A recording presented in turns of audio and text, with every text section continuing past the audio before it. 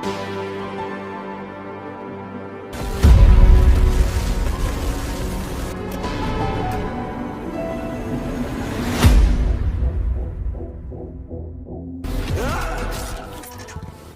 आनंद को छोड़ा सीबीआई ने? किसके पास रखा था रॉकी ने केजीएफ का सारा गोल्ड? हेलो गाइस, आप देख रहे हैं बॉलीवुड स्टूडियोज और मैं हूं आपकी दोस्त और होस्ट अंकिता। वीडियो स्टार्ट करूं उससे पहले आप लोगों के लिए एक इम्पोर्टेंट न्यूज। अगर आप भी सिनेमा की दुनिया से जुड़ना चाहते हैं और काम करना चाहते हैं तो डिस्क्रिप्शन बॉक्स में दिए गए जॉब लिंक पर क्लिक करना है और इस अपॉर्चुनिटी का भरपूर फायदा उठाना है।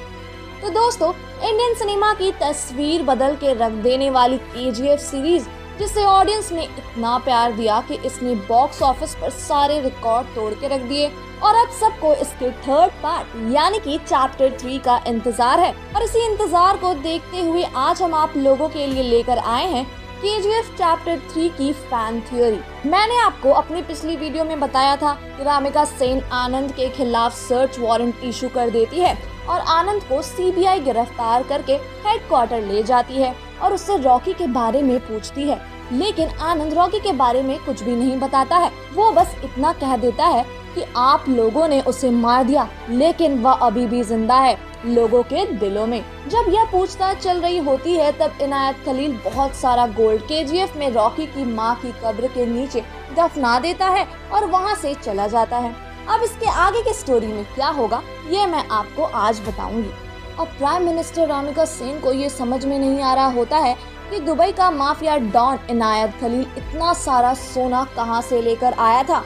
अब क्योंकि केजीएफ में पहुंचे इतने सारे गोल्ड का कोई लीगल रिकॉर्ड नहीं होता है, इसलिए रामिका सेन इंडियन आर्मी को केजीएफ और गोल्ड की प्रोटेक्शन तब तक करने की ऑर्डर दे देती है जब तक इस गोल्ड के सीक्रेट और रॉकी के बारे में पता नहीं चल जाता। दूसरी तरफ कोई सबूत ना मिलने के कारण आनंद को भी सीबीआई की कैद से रिहा कर दिया जाता है। तभी रामिका सेन को एक और खबर मिलती है कि इंडोनेशियन नेवी इंडियन ओशन की 20,000 फीट की गहराइयों में पहुंच तो गई है, लेकिन इंडियन नेवी और इंडोनेशियन नेवी को ना तो कोई गोल्ड मिला है और ना ही रॉकी।